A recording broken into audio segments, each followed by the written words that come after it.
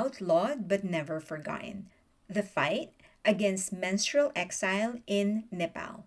Since 2005, Nepal has officially banned chaupadi, the extreme practice of menstrual exile. And yet, nearly 2 decades later, thousands of women and girls are still being banished to makeshift tents during their period, risking their health, safety, and dignity, all because of an outdated belief that refused to die. So, what is chaupadi? At its core, chaupadi is a deeply ingrained, harmful tradition rooted in the misguided notion that menstruating women are impure and must be isolated to prevent bad luck and illness from befalling their families.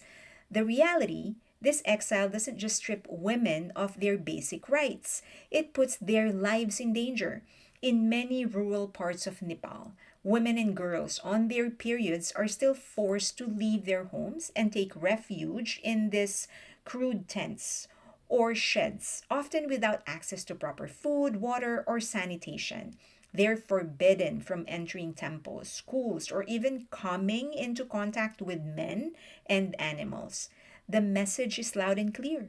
During menstruation, they are unwelcome in their own communities.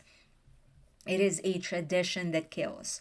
Chaupadi isn't just humiliating, it's deadly. Women and girls who are sent to these tents face life threatening risks, from exposure to extreme cold and respiratory infections to the ever present dangers of sexual violence and animal attacks.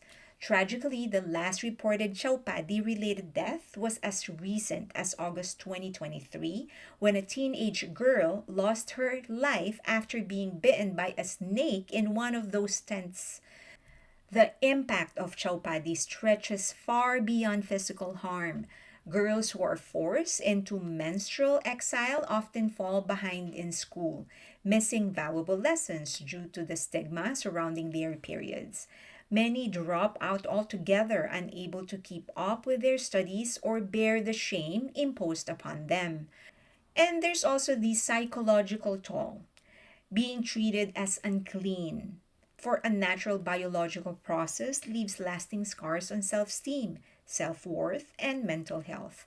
The silence surrounding menstruation in these communities only deepens the shame, forcing many girls to lie about their periods just to stay in school.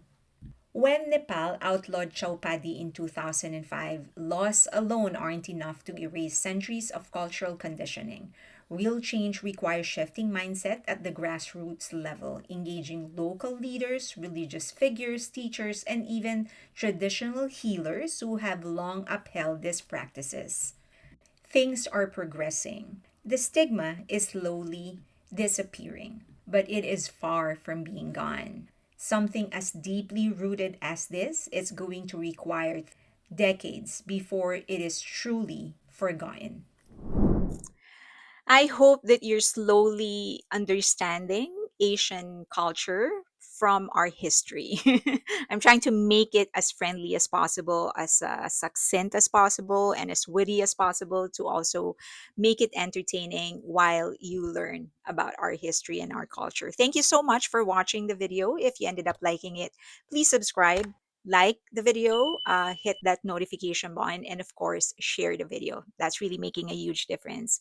Also, please follow me on X or on Twitter, also on Instagram, and please follow, be a member of my Patreon community. It's a great community if you're looking for a place where you can have great conversations, not just about BTS, but anything about entertainment, culture, history of Asia, and even out of general topics like off topic general things.